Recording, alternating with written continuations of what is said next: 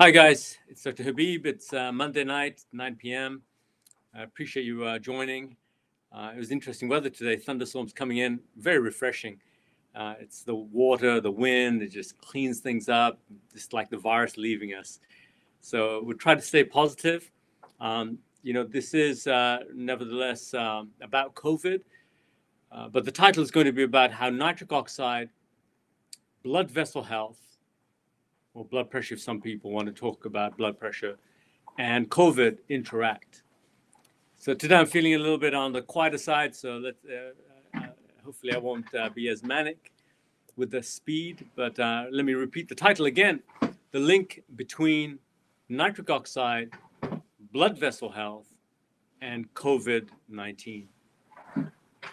And so the main thing to understand is that when the nitric oxide levels are low, then the blood vessels don't open up and you don't get the blood flow. Without blood flow, you don't get the oxygen, and it's a vicious cycle. And of course, for the severe cases of COVID, respiratory problems are a big problem.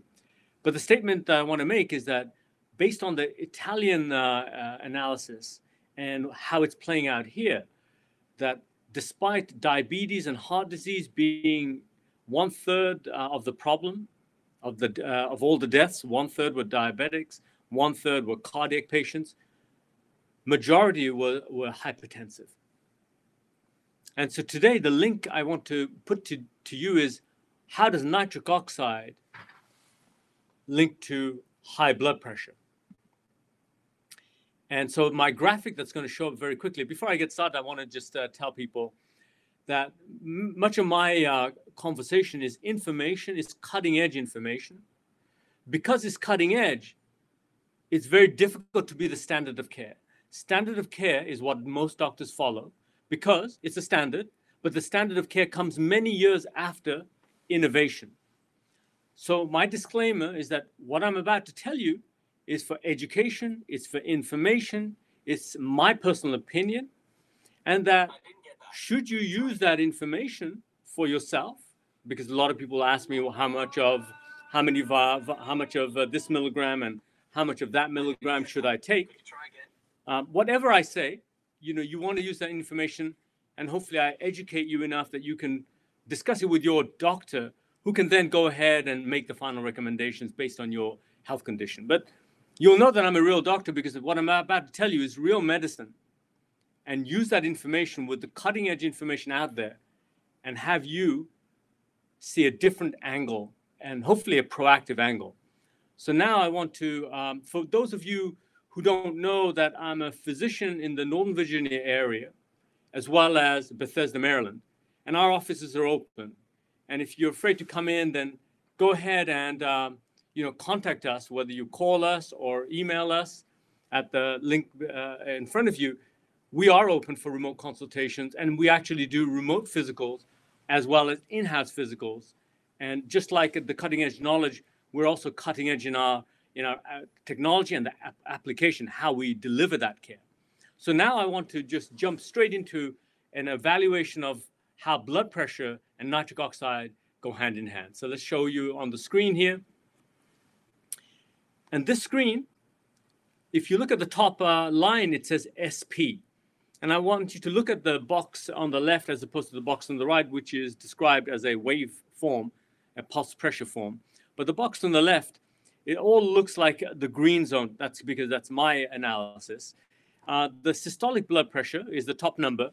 And this is the central arterial pressure. That my blood pressure is about 116 around my heart.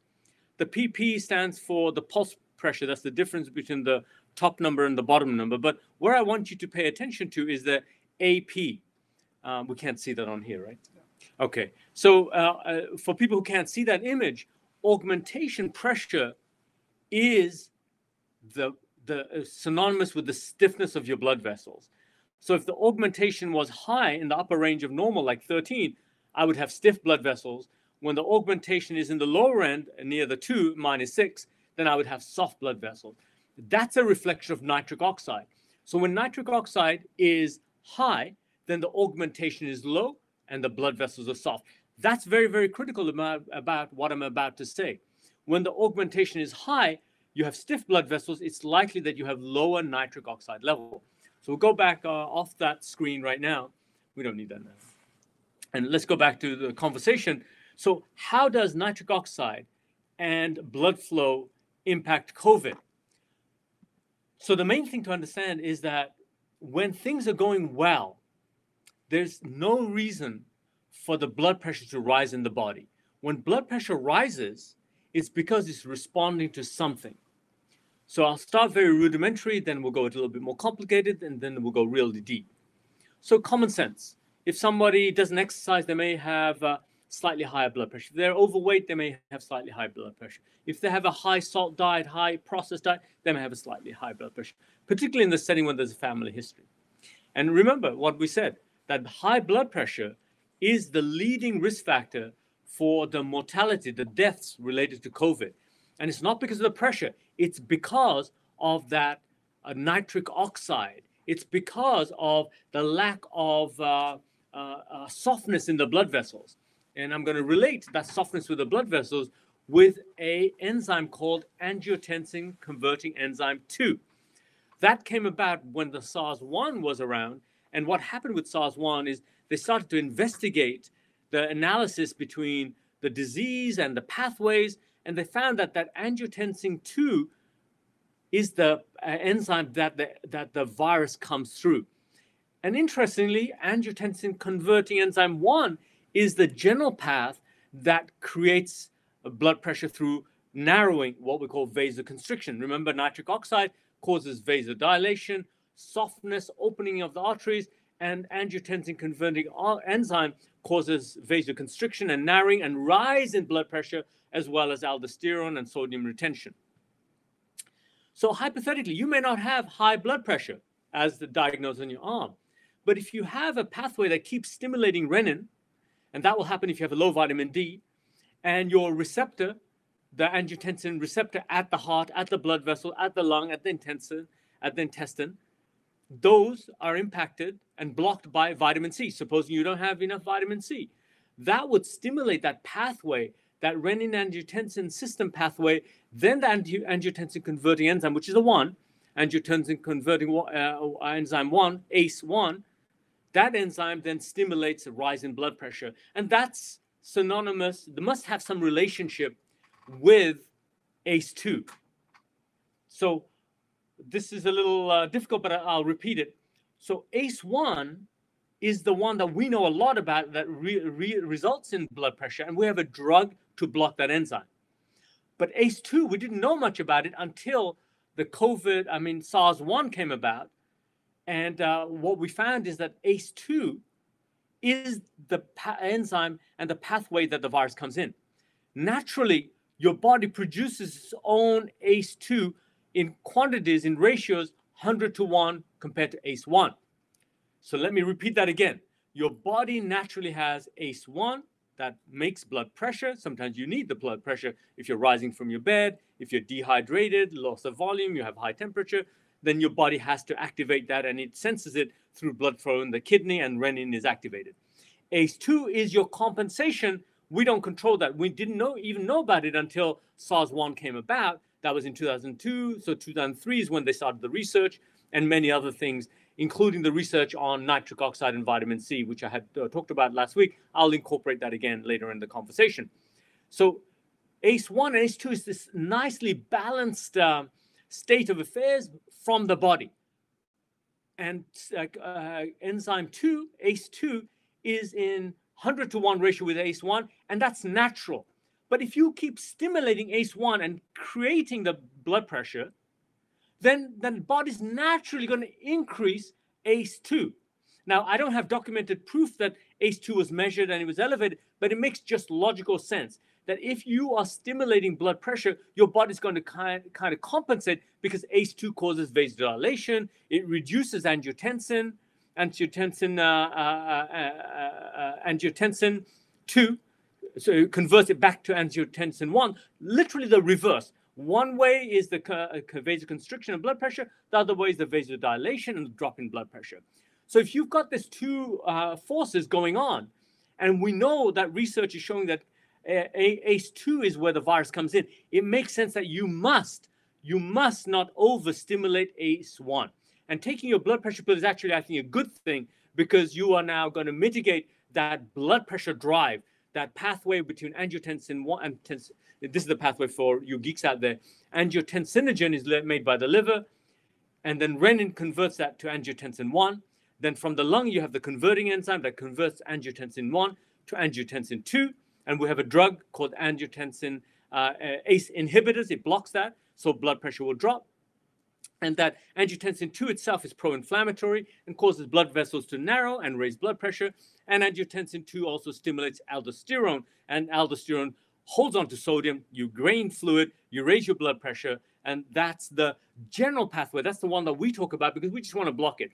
But naturally, you can slow that pathway down. Naturally, you can support it at the very least by putting in what your body needed. So when you measure levels of vitamin D, when you measure levels of vitamin C, when you measure those things, then you can be in a very strong position to say, not in an optimal range. Let me take some vitamin D. Let me take some vitamin C. Now you know in this day and age that everybody's low on vitamin D because the range is between 30 and 100, and even 30, which is very low.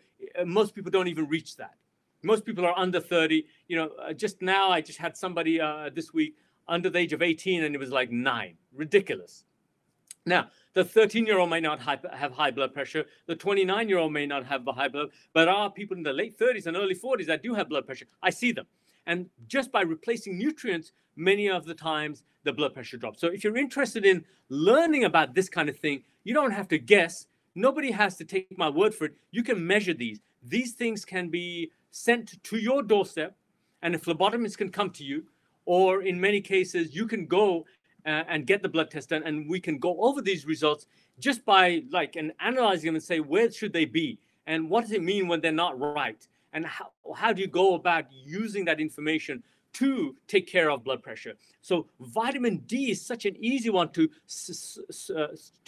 support the system so that you're not overproducing renin. I'm not talking about suppressing renin. All I'm saying is that don't stimulate renin. Renin is going to be stimulated and angiotensin pathway activated if you're dehydrated and if you have a fever and you're waking out of bed. That's the natural stuff.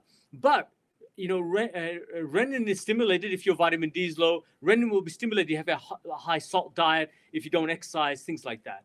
Therefore, supporting the pathway to mitigate, don't stimulate ACE1 pathway, because if you do, the ACE2 pathway is going to compensate. Instead of being 100 times more than ACE1 pathway, it may be more, and then you can let the virus in. So there's the connection between blood pressure and the ACE2 and COVID.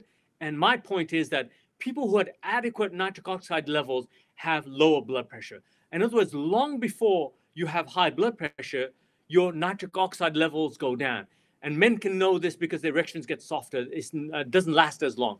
But as I showed you on my diagram for the people who could see it in one set of audience, that is synonymous with augmentation. So when your augmentation is low, your nitric oxide is good, your blood vessels are open, you won't stimulate the ACE2 pathway as much. I can't prove that, but I'm pretty sure that's going to be the case. What I can prove is that by the pathway I just mentioned, you won't stimulate angiotensin into angiotensin 2 and get high blood pressure. So augmentation is important, and you can do that in a number of ways. I showed you a couple of examples, vitamin D and vitamin C.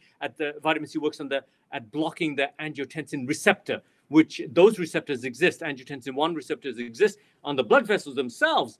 Clearly, that's part of blood pressure, and then the heart and the intestines and even the lung. So going back to nitric oxide, why nitric oxide is so important is because nitric oxide levels are your canary in the coal mine. They kind of warn you. Either you are attentive if you're a man, and frankly, if you missed it at that point, testing like I just showed you is a sophisticated testing done under computerized synchronicity, and they were able to evaluate not only my central arterial pressure, but how soft my blood vessels. So the take-home message between nitric oxide, blood pressure, and COVID is that it's not just controlling the blood pressure, it's how soft are your blood vessels, which is synonymous with a healthy blood vessel. So you can have normal blood pressure, yet you can have stiff blood vessels if you have low nitric oxide. And you're more likely to have stiff blood vessels if your nutrients are suboptimal. And those nutrients are not limited to vitamin D and vitamin C, but omega-3 and many other antioxidants. Nitric oxide is an antioxidant, right? Vitamin C is an antioxidant. And now I'm going to go into the cream of the conversation.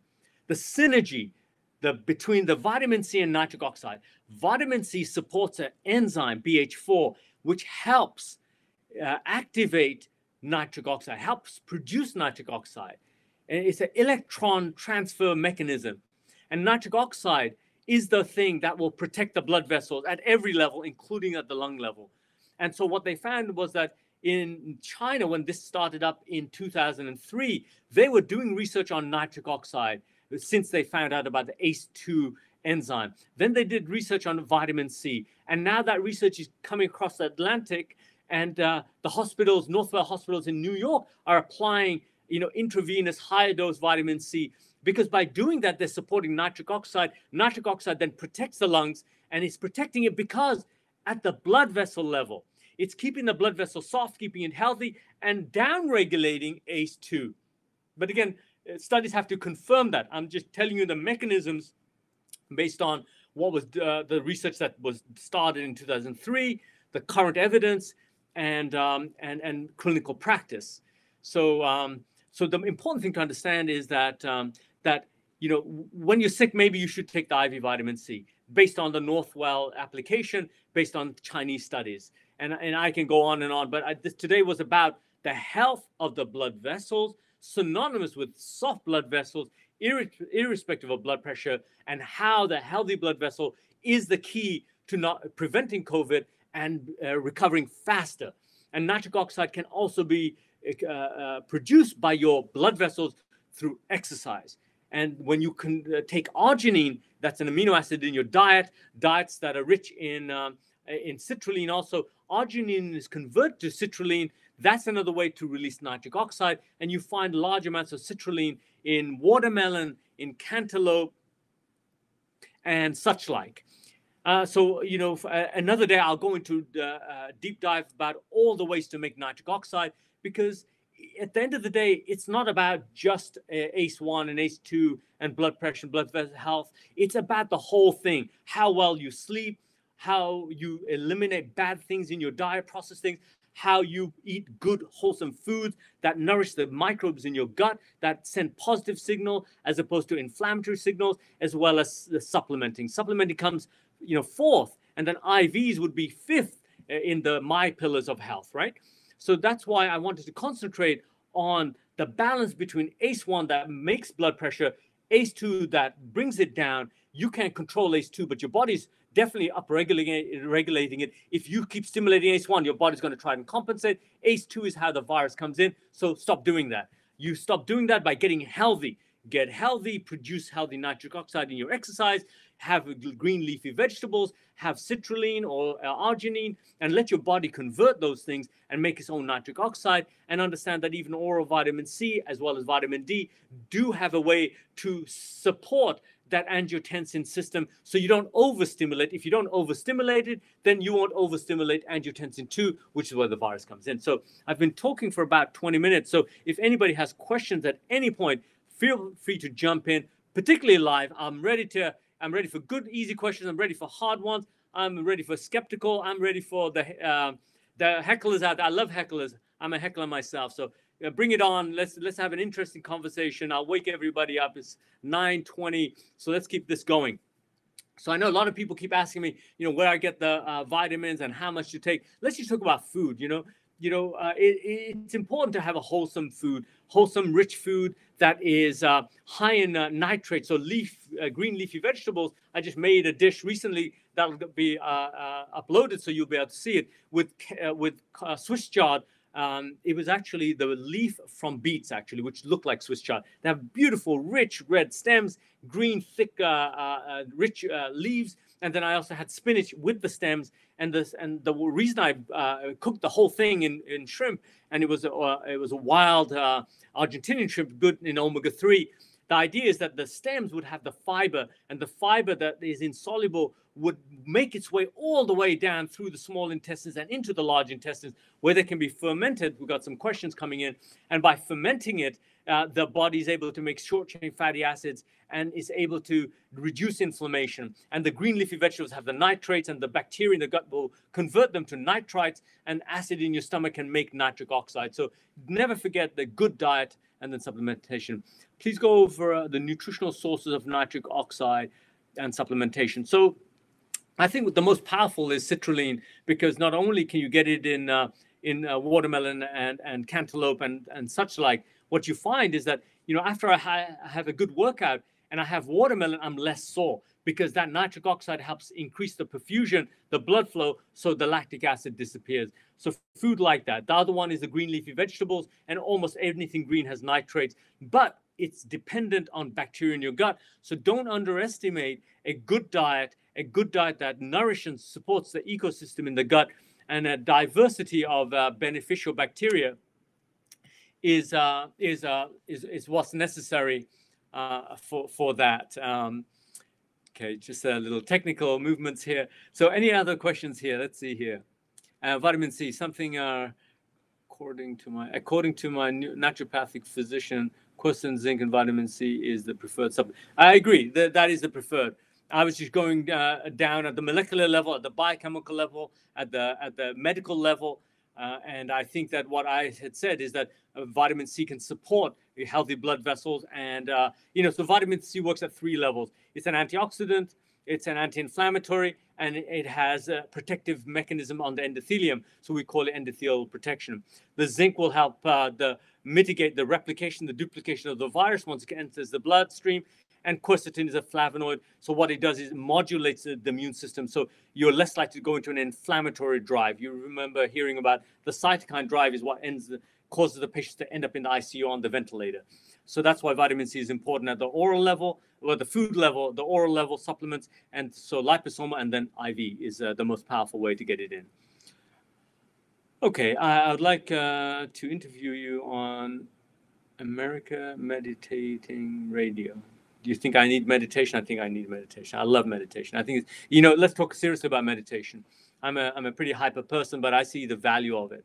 And you know why? Because the science is catching up to what people already knew. When you do deep breathing exercises, which is synonymous with meditation, you're stimulating the vagus nerve, and we call it vagus tone. It's the cholinergic pathway, and the cholinergic pathway is all beneficial. So by stimulating the cholinergic pathway with meditation or deep breathing exercises, you're stimulating parasympathetic, and it reduces inflammation. We have evidence of this in inflammatory bowel disease. So meditation can not only do that, but it can lower blood pressure, probably in other mechanisms. So I'm all for it. As a physician, I like to be able to do both, give people holistic advice, natural advice, yet show the science behind it. So that, there's more emphasis and sort of, so more of a proactive approach. I'm not about a little salt and pepper with a little vitamin here and a little vitamin there. It should be hard science and then apply it in day to day. So I practice what I preach. That's one of the ways I can confirm how good this is. And then I have lots of evidence of patients who go through processes based on objective data before and applying the therapies and then looking at objectivity after. So I'm sorry, but I joined in the live. Are you more susceptible to getting COVID if you are hypertensive? Yes, that's exactly what I was saying, that based on the Italians, let's go with the Italians because they suffered, so they've learned the most. We're still on the upslope, maybe plateauing. So we will know more about our situation in retrospect when things have passed. So 75% of the people that died, hypertension. I don't think it's just hypertension. That hypertension may have been controlled with ACE1 inhibitors, but that may not be enough, because even though you're supporting that blood pressure and lowering the blood pressure with ACE1, the other aspects that you didn't control, the renin, the angiotensin receptor, those are different medications. There are different parts of this pathway. If you didn't, then the ACE2 is being activated, in my opinion. And my observations stands out, because I am assuming that the people that died that were hypertensive, I'm assuming that at least half of them were being treated, and hopefully treated reasonably, where the blood pressure was controlled. But it didn't seem to affect the numbers, did it? So it's easier to control blood pressure than heart disease, because heart disease has many, many risk factors. Whereas blood pressure, theoretically, is just blood pressure. It really isn't. And the reason why it's so important to hit blood pressure as opposed to a number, as a blood vessel health, is because it's three-dimensional. It's just a tube. It's a metabolic tube, really, and it's responding to something. So if you have inflammation, your blood pressure is going to be higher. If you have oxidation, your blood pressure is going to be high. If there's something in the environment where the immune system needs to go to it, that's where we call neutrophil activation. So in your blood, the neutrophils they're sensing problems like inflammation, oxidation around the body, and they're traveling in the bloodstream. And in order to get to the location, they have to go through the blood vessels. And by doing that, then the blood vessel responds by clamping down. And the blood pressure is a response. Blood pressure is not just because you're older. Blood pressure isn't just because it's in your genes. It's neither one. They are part of the equation, but it's because you have to ask, why is my blood pressure going up? One of those reasons is because the nitric oxide level goes down. So for me, when I have genes for inflammation, when I have genes for hypertension, when I have genes for heart disease and blood pressure, I don't have it because I address it at the molecular level, where I make sure that my nitric oxide is optimal. I make sure my vitamin D and my vitamin C and my antioxidants are optimal. And that when I see any evidence of inflammation, I work extra hard to bring it down. And you don't do that with a prescription medication. You have to do it with the right combination of antioxidants. And that's why these can be used in a therapeutic way. When I say therapeutic, I mean therapy. It's like a drug in the hands of a doctor that knows how to measure and how to use it, and use objectivity like the testing that I showed you. That's my blood vessels, and that wasn't even my peak blood vessel. When I'm at my peak, my augmentation is as low as 2, which is the lowest you can possibly get, and I'm 51 now. So my blood pressure has gone down, if anything, in the last 10 years. And my inflammation, if I see any of it, I just bring it down. And by the way, it does happen periodically, because sometimes the diet's off a little bit, the gut's off a little bit, there's pressure going on. So hopefully that's not confusing to anybody. And should you have questions, absolutely feel free to reach out for a conversation through your emailing, or if you really want a consultation, we could do it remotely on the phone. So hit that, text us, call us on that link over here, right? All right, it's up there again. Okay.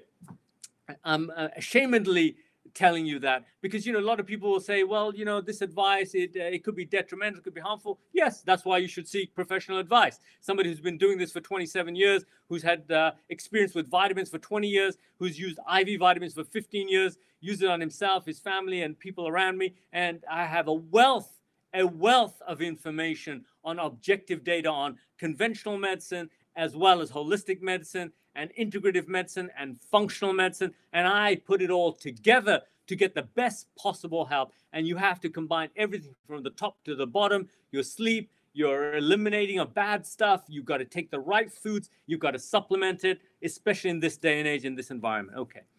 All right. What dose do vitamin D, what do you recommend for basic health purposes? It depends on your age. It's a fat-soluble vitamin, so measure it. So if you are below 30, which is ridiculously low, then of course you want to load up, and load up with vitamin D3. Loading, and don't be afraid of loading. 10,000 is not, in my mind, loading, but that sounds like a lot to people. Take it every day for at least 10 to 20 days. That's loading. And then you can maintain it, then you can go down to 5,000 a day. That's for an adult. And children, just to safely say, half it. And if you are nervous, get it measured. All my children have been measured from the age of like 8 years old to 21, 20, still 20. Yeah, they've all been measured. So you don't have to guess. And with children, I would not guess. I would get it measured. Pediatrician should be happy to do it. And just like adults, kids need it. The kids appear to get away with low vitamins, but they don't. It catches up later. Okay, so keep that in mind. Maybe I'll spend one occasion talking about children, even though I'm not a pediatrician. I don't want to get my pediatricians out of a job, but I'm going to give you my 2 cents on the health of your child, which would help with eczema, asthma, as well as gut problems, whether it's acid reflux or constipation.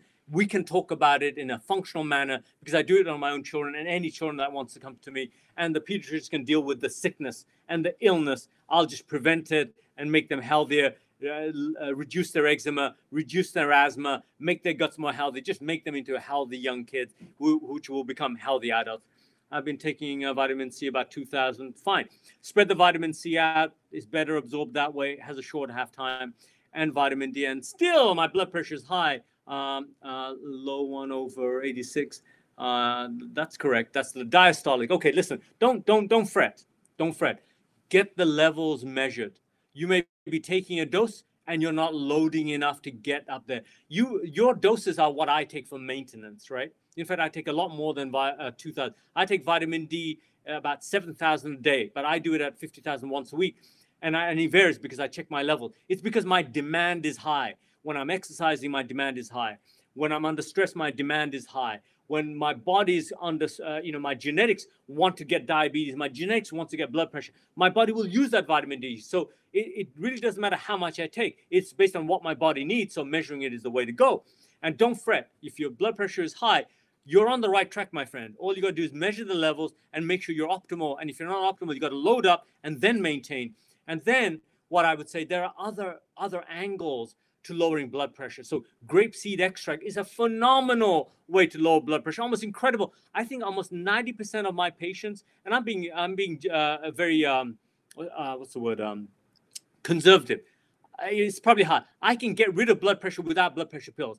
But my patients listen to me when it comes to lifestyle changes. That I advise them on their nutrition, I advise them on supplementation, and I do that over a period of time. It may not happen in 1 month or 2 months or 3 months. Everybody's an individual. You got to go at their pace. You got to go with their lifestyle. Look at the whole environment, their social environment, their stresses. You got to help them through all of that. A physician isn't just about prescribing a prescription or a vitamin. It's about understanding the patient. And the way to understand the patient is by spending enough time to get to know them. And it really takes many sessions to really understand people.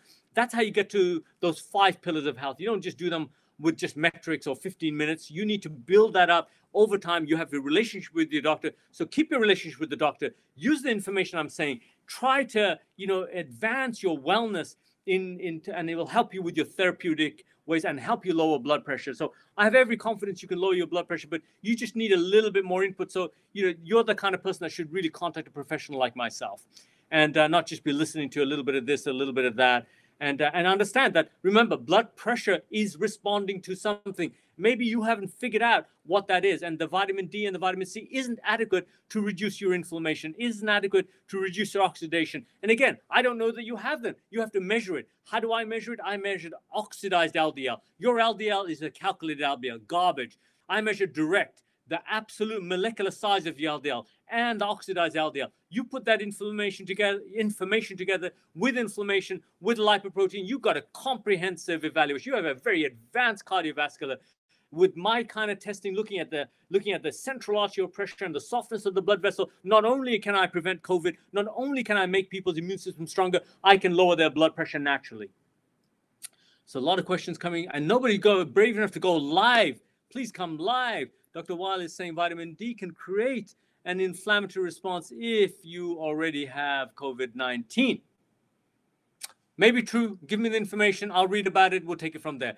All I'm saying is that I want you to have normal levels of all B vitamins, of all the amino acids, all the antioxidants, all your minerals, and your metabolites, and the list goes on and on and on. I'm only asking for normal levels, ideally optimal levels. And so that statement about vitamin D, I'll tell you something that is very important. And this is the most current information from ICU doctors in the front line, is that if you have COVID and you have respiratory problems, they actually positively said, forget the steroids. I know it's not related to what you said, but you may be right now going to a doctor and they may suspect COVID, but what not to do is steroids and what not to do is bronchodilators. They don't have had no impact on it because, you know, it's like, it's a different animal. You cannot treat this like a regular virus. You cannot treat this like a regular asthma. Which one? Okay. Let's look at the short question. What over-the-counter or herbal remedies should an asthmatic have on hand to reduce inflammation? Look, get on with omega-3, high omega-3. Get that balance between omega-3 and omega-6. You need more omega-3 than omega-6. Why is there too much omega-6? Because it's everywhere. Every muffin, every processed food will have omega-6. It's that imbalance that creates inflammation. That's a quick answer. If you need more complicated answer, you really need to contact me, because the asthma is about excess mucus production. The asthma is about narrowing of the bronchioles with muscles. The asthma is inflammatory. There's many components to it. You know, blood pressure is not just a blood pressure number, as I just alluded to. Hopefully you get it now. And if you want to learn more, stay tuned, and you'll keep on learning and learning and learning. And asthma is not just narrowing of the airway and wheezing. It's a three-dimensional thing. It has to be addressed in a three-dimensional manner. So I can't give you a single dimensional answer beyond what I said. What are your thoughts on the elderberry and COVID? Yeah, absolutely. You know, like curcumin, like turmeric, elderberry, I think, has very good support to the respiratory system. And current evidence suggests that it may be harmful as it worsens the inflammatory cascade. Look, I think it depends on the level of infection, right? So I think the most common sense approach is, if you kept your quercetin levels at if you kept healthy levels of quercetin, healthy levels of vitamin D, healthy levels of vitamin C, healthy levels of individual antioxidants and total antioxidant infection, I put it to you that you'll have more resistance to getting the COVID virus than the person who doesn't. Number one. Number two, if you had not only those healthy levels, in addition, healthy levels based on blood test measurements of zinc, then you can shorten the span, the duration of the virus. And then, as I said, the most evidence that I know of is between nitric oxide and vitamin C and its impact on endothelial health, which is the blood vessels surrounding the lungs, the alveoli. And as far as elderberry, I don't have lots of evidence. It's just anecdotal based on what people say. So everybody keeps saying it. I'm not sure one way that it's harmful during an episode, because I don't use it myself. It's basically the information that's out there. But so I would say that if you really wanted rock solid advice, follow the ones that I measure, the ones I recommend. And elderberry, I don't really use it very much, so I can't say very strongly or very negatively. So the information you may have is current. Feel free to send it my way. I'm always willing to learn new things. Valued of black cumin seed oil. Well, there is a black seed out there, right? A black seed. I know the ethnic name, Kalajira, but what's the name out there? There is a black seed out there that's, you know, just very healthy. Again, I don't even use it. My family use it, but I don't, because I don't have any measurable outcome. I like to use evidence-based wherever possible. And, you know, let me think of one thing that I don't have evidence that I may still do. I can't think of any. I use evidence. I just read and I learn, and I just use, there's so much information that there's no time to experiment with anything else. There's so much out there already. I use data out there. What about the black seed? Doctor, does omega-3 help to pure our skin? Look, I'm not a skin expert. Omega-3 is helpful for the skin, I think. It didn't help my dry hands during the winter, but I'll tell you why omega-3 is very, very good. You have free fatty acids on your skin, and the health of the microbes on the skin determine the inflammatory cells on your skin. So holistic dermatology will talk very much like me, and they will talk about upregulating T helper cells and upregulating inflammatory cells, because that's what happens when you have eczema. Underneath the dry scaly rash, you have inflammation. A lot of the dermatological problems have underlying inflammation, like psoriasis. So that's why the skin is your organ, and the skin is reflected by the health of your gut. And so I don't know about omega-3 per se, but you do have fatty acids on your skin, and the bacteria that's on your skin will determine the way it's metabolized, and then the signals on the skin will determine whether people have skin conditions like eczema, atopic dermatitis, and psoriasis. And so that's why it's so important to have a healthy gut, because the healthy gut will determine the health of the urogenital tract, so you won't get as many urinary tract infection. A healthy gut will, now in my reading, will result in a healthy skin. But they are working, the dermatologists are a little bit behind, so they're working on prebiotics for the skin. They're working on probiotics for the skin. They're thinking holistically now. You know, the standard, what's that word? Your run-of-the-mill doctor will still be using steroids and so forth. There's a time and a place for that. If you have tremendous inflammation inside your lungs, on your skin, you need to use medicine to bring it down wherever it's appropriate, and then you want to control it the best you can with natural ways. Remember, it's always about a balance. Remember the ACE1, ACE2, and that's life and death. That's how the body's working in balance. It's not about high levels, low levels. It's about balance. You could be taking a lot, but your body demands a lot. So you may still be off balance. Or that your body is doing fine, but you're not taking enough. Measure, measure, measure. Balance is the key. What is the specialty of doctors caring about patients contaminated with COVID virus? Well, I think it can be at multiple levels. Infectious disease doctors, ID doctors, they may be involved. Pulmonologists may be involved because of the lung problem, and intensivists, and those are the people that do the intubation and monitor people. Now, you'll be interested to find that we're getting a lot more information about COVID, how it's affecting neurological effect, not only loss of smell, but loss of taste, but also other neurological problems that are showing up. Again, it may be because the nitric oxide is so important at protecting nerves, at protecting blood vessels, supporting the immune system. It's a gas that's all over the body, constantly being formed and used. And so you'll find more information on that, I'm sure. Now, to continue the conversation, what you just said is that what I'm hearing is that that even cardiologists are finding that arrhythmia and cardiotoxicity and pericarditis, these are all showing up in COVID patients. In other words, as the more we learn about this virus, it's not just limited to the lung. Of course, lung is the way you have the demise, the way you die. But it can affect nerves, it can affect heart, it can affect intestines. That's what diarrhea is part of it. And blood pressure, you know, whether it's the cause or effect, blood vessels are at the key. And that's what this conversation today is all about, is that blood vessel health, not just lowering the blood pressure. You could even have normal blood pressure on or off medication. And if you have stiff blood vessels, I think you better watch out. Soften it. Make sure you exercise. Get the nitric oxide down. Eat green leafy vegetables. Get the omega-3. Take some vitamin C. Measure the levels. Ask for advice. All right. I hope that answers your questions. Anybody want to go live? Go for it. Is resveratrol useful for immune function? Of course, resveratrol has multiple benefits. It's in the flavonoid, or specifically polyphenol.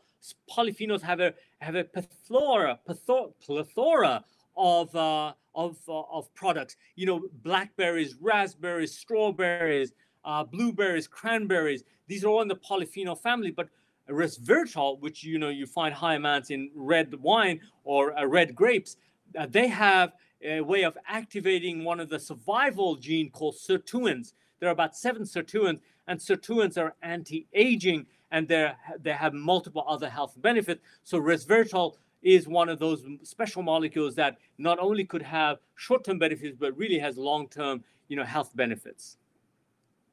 And of course, I would suspect that anything that stimulates sirtuins will have health benefits. So resveratrol is one of them. Curcumin is another one. Any and all polyphenols, I think, will help with that, by the way. Vitamin B3 in the special form. The special forms of vitamin B3 for those real nerds out there. The nerds out there is NR, nicotinamide riboside, and there are other forms of that called NMN. Those are really fascinating molecules, very interesting, a little bit at a higher level, and maybe beneficial in this situation. But there's so many things to do before that I don't know if there's enough evidence of that impacting COVID today. Okay, appreciate your thanks. Good job done. Thank you very much. Okay, great. We're watching you from Lebanon. Keep it up. International affair. Maybe one day I'll have an office in Lebanon and London and all over the place. And because, at some point, education is good, but you need really hands-on testing. And you don't have to do it too often, but to get the direction, whether it's the food that's harmful, deficiency that you need to concentrate on, what foods to eat and how to supplement. So just, again, measurement is the key, talking to health professionals.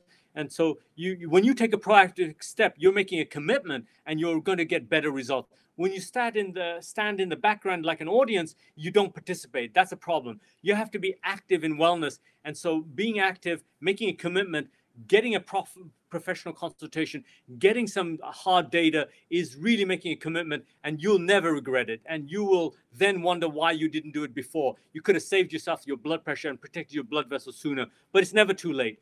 You could have saved yourself from being overtreated. That cholesterol lowering never did anything to turn off your inflammation. That's a problem, because inflammation is the number one reason for heart attack. Almost 70% of patients that have heart attacks had inflammation.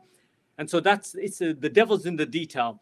What would you recommend for someone who's trying to conceive but has PCOS with no PCOS symptoms?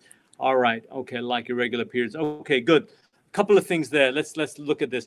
If I gave you a quick answer for fertility and optimization of all hormone function, and you can believe me that the hormone for thyroid is no different than insulin, which is no different than your ovaries, then detoxification. Don't put bad food into your body. Put good food into your body. Activate your detox system, starting with the gut. Work on the liver. For those people who are not into this, they may not know what I just said. Then in that situation, call us, get educated. We'll explain it. We'll show you objective data, how to analyze those things. Now, the second part, very fascinating, because PCOS is quite common, and lucky for you that although you don't have any symptoms, that's wonderful, except for maybe irregular periods. That's great. So generally, there is a lack of progesterone, and that sets off people's periods, meaning that they have irregular periods. But there's a predominance of androgenic activity, DHEA pathway, and that may cause androgenizing, male stimulating, so hair, acne, and pigmentation. So the idea is to, if you are not in the severe form, that's great. Then the critical thing is that what we know, this pathway, this androgen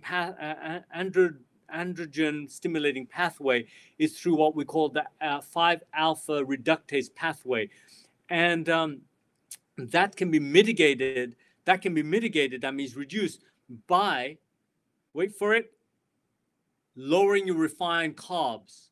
Because refined carbs like your rice, your potato, your pasta, your sugars, your juices, they will stimulate insulin, and insulin will drive the 5-alpha reductase, which will make it more male androgenic, and that's synonymous with lower progesterones, irregular periods, and it brings on a whole host of problems like insulin resistance as well. So unrelated question, but it's still about health, because you know what? It is related. I'll tell you how it's related, because like I told you, I can put it all together. This is how it's related. PCOS, you have insulin resistance, you have high sugar. High sugar is bad for ADMA. ADMA means high ADMA, low nitric oxide. I know I spoke fast, but even the people who would understand those things, like doctors, wouldn't understand what I said unless they read about asymmetrical dimethyl arginine. And that is something that is controlled by an enzyme that lives on your blood vessels, that lives on your nerves. So, it's more than just nitric oxide, exercise, eating green vegetables. You have to even understand that you must put in the right, don't put in the refined stuff, particularly refined carbs. Refined carbs make the insulin go up, make the sugars go up. They damage they create inflammation. Insulin is pro-inflammatory, and those things damage and cause ADMA to go up. Asymmetrical dimethyl arginine. Don't I sound intelligent? I'm intelligent, I think. I try to be. I just study. I have to work hard to try to be intelligent. But you know what? I'm fascinated. And as I get older, I just want to study more and more and more, not less and less and less like some people. But anyway, so the high ADMA, which can be measured. In fact, I had it happen to me. I was taking a whole bunch of arginine, and all of a sudden my ADMA went up and my physical performance went down. Slam dunk. I now really understood how ADMA and nitric oxide work, because I felt it in my physical performance. And so you can measure ADMA. If that's high, that's a surrogate for low nitric oxide. There are other gold standard ways of measuring nitric oxide. The way I showed you wasn't exactly the gold standard, but it's a very quick test, because I can get it in my office in 2 minutes. I don't need expensive things to cut off circulation, finger probes to assess. Any good questions here? Nobody going live? Okay, can we give the kids omega? Hell yes. That wasn't a bad word. I'm for. That was my version of I'm promoting omega-3. Eat the fishes. I just bought little anchovies for my kids. I fried them in coconut oil, so it's not bad for you. You know, I'm always trying to think about grocery for my kids because, you know, I've got 4 of them. They all have diversity in their choices. You know, they're different sizes. I better shut up because they may be listening and they're going to get me when I get home. But I want them to enjoy the food and get it in naturally. And then I try to help them with that, but I don't force it. If they don't take it, they don't take it. I give them prebiotics in the form of blueberry shake. If they don't take it, they don't take it. I tell them how to mix that nice blueberry flavor with the vitamin C powder, and it has a citric. You know, what can I do? I can just advise them. If they take it, they take it. If they don't, they don't. What can you do? Okay, thank you for being very informative. Thank you. Are krill oil better choice for omega-3 than sardines? No, it just depends on the quality. And so far as I know, both are good. Sardines I eat the sardines. I love sardines. You know, unfortunately, they're going to come frozen because they're not local. Herring, they're not local. They come in. So herring, sardines, rich in oils. You know, mackerel, rich in oil. And then, you know, salmon and, of course, tuna. Everyone knows that. So I say, don't worry about it. Almost a good quality brand will never cut corners and have omega-3 with high heavy metals and all the rest of it. Doctor, do you have any remedy to cleanse the liver? Of course I do, yes. But the most important thing for you is don't put bad food in, no processed food, no chemicals. Then put the good food in, and things that are just wholesome and green are great for you. But the cruciferous vegetables particularly are good at phase 2 detoxification, or you know, they're linked between phase 1 and phase 2. So cruciferous vegetables are broccoli, cauliflower, cabbage, and Brussels sprouts. Yummy, yummy, yummy in my tummy. But I've got dishes for that. I've got recipes for that, videos for that. So I hope you think it's yummy. It's going to be yummy. And but of course, as a physician, I will go deep into the gut health and leaky gut. And if it's there, I've got to fix that. And maybe at the same time, work on the liver and optimize phase 1, phase 2 of liver detoxification. And understand that the liver is the most powerful organ that produces the most powerful antioxidant called glutathione. And we didn't even bring glutathione into this equation. Glutathione has anti-inflammatory properties. Glutathione reduces mucus in your lungs. I could go on about N-acetylcysteine, how it's a pharmaceutical product called mucomist because it thins that mucus. But high doses of mucomist is used to reverse liver failure from Tylenol overdose. I keep harking on it. I'm going to keep harking on it. That's a vitamin. N-acetylcysteine is a pharmaceutical product called mucomist, but it's a vitamin. But used in large doses, it becomes therapeutic. Do I rest my case that vitamins can be therapeutic? Red rice yeast is the ingredient in your statins. That's your Lipitor, your Zocor, but in larger concentrations with some side effects. So you've got to look at the benefits and the risks and benefits. Is PQQ a good form of antioxidant? Yes. It's a less crystalline form of CoQ10, so it's more absorbable. CoQ10 is an antioxidant. It supports the mitochondria. It supports in the electron transfer.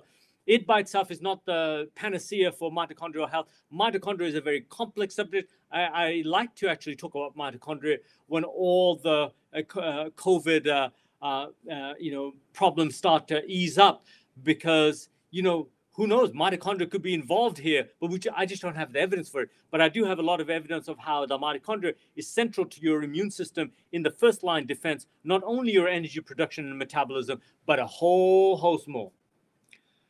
What if you're outside a lot in the sun during the sun? That's great. And regards vitamin D, that's great. But I measure a lot of people from hot countries who I suppose get sun, and they're still low on vitamin D, because the sunlight is not vitamin D. The sunlight is a form of ergocifferol, and then it has to be converted from the skin to the lung and the kidney. So those two pathways are the things that are necessary.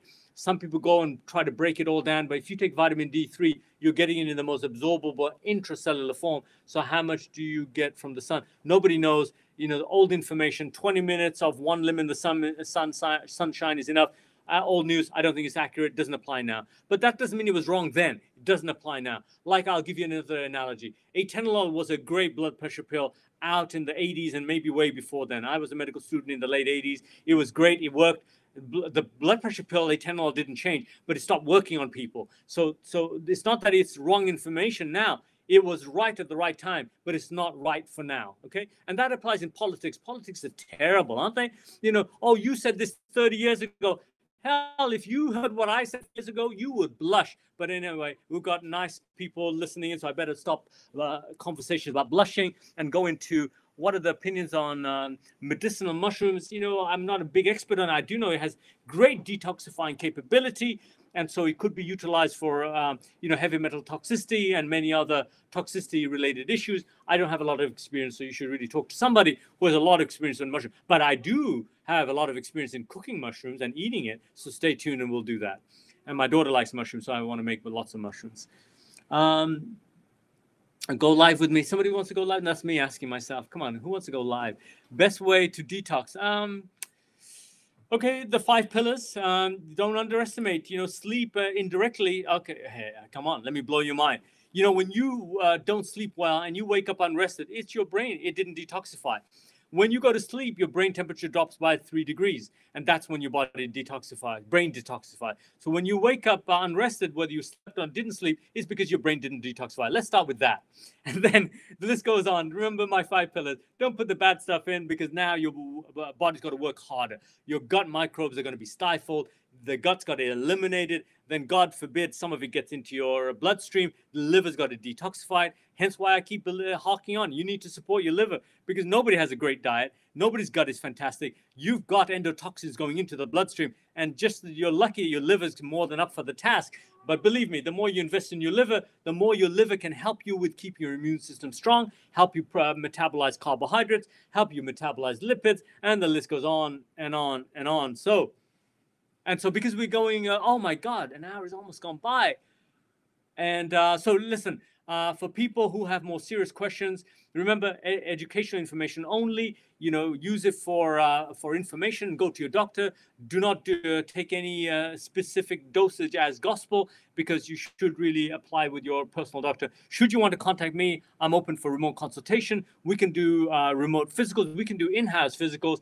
And just stay tuned and look at all the services that we offer, because I can, you know, I have a phrase, and people are copying my phrase, because I've been saying this for a long time.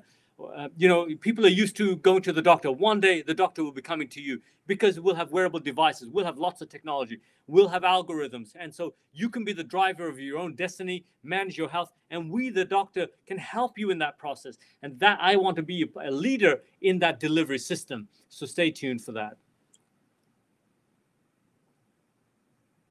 Thank you very much for joining, and I hope you found it enjoyable. And I really appreciate you staying up late, and spread the word, and help Adams. You know, Adams has been very supportive of the frontline doctors. They gave me a N95 mask, respirator. They've given to many, many frontline physicians. They're helping out. So donate and help them, help ACHN. And, you know, if you learned anything from me, then, you know, I'm happy to give. Why don't you go ahead and give to ACHN? That's Adams Compassionate Healthcare Network. Even if it's $5, $10, go ahead and give. And give Adams. You know, it's a little bit often is better than a large sum at once. And both is even better, right? For the people who can do it. And you know, as the Prophet said, you know, practicing a little bit every day is much better than, you know, large amounts infrequently. So, you know, again, thank you. And if I've offended anybody, forgive me. I was just trying to keep myself entertained and awake. And hopefully, if anything, I've brought up good questions. And there are people still on the line live, even though I thought we've ended. I know they're going to time me out on Instagram. Would love to hear about neurological issues next time. Of course, I'd be happy to talk about neurological issues. And but in the meantime, feel free to reach out to us directly. And but you know, neurological is part of the immune system. It's beyond the brain and very complicated. But we do have a lot of data right now. And I myself scan the brain, so I look at the brain voltages. I look at the brain's reaction speed time. I look at the physical reaction speed time. I look at indirectly how the brain's blood flow. Remember blood flow and drop in brain temperature when people sleep. There's a lot of science out there. A lot of tools which measure these things. So instead of guessing, you can really get down to the nitty gritty. Is my testimony okay? Great. Hey, can we give a schedule of when you are going live? Yeah, let's give a schedule. Every Monday at 9 o'clock and every Thursday, it was going to be at 2. It may still be 2. We'll give you notice, but it'll be every Thursday around 2. And if it changes, we'll let you know. And we're going to bring 2 more days of the week to go live. Not certain yet. We tried a Sunday afternoon. May not be the best idea because, you know, it was great Sunday weather, and I myself would have loved to have gone out myself. So that may not be the best. Maybe a Friday afternoon, we'll see. But I think the Monday and Thursday is working out real good. We're going to find 2 other days that's going to work. And as soon as we do, we're going to let you know what it is. All right. Thanks for listening. I really appreciate it. And hopefully it's been useful because, you know, as I say, repeat, I'm a real doctor treating real medical problems with natural as well as conventional. And as a real doctor, I know when the fine line between, you know, just preventative and just wishful thinking and just general advice versus incorporating into therapeutic modalities. So myself, I combine whether it's prescription and natural together, but I do it objectively with testing. Thanks very much for listening, and stay tuned for Thursday. And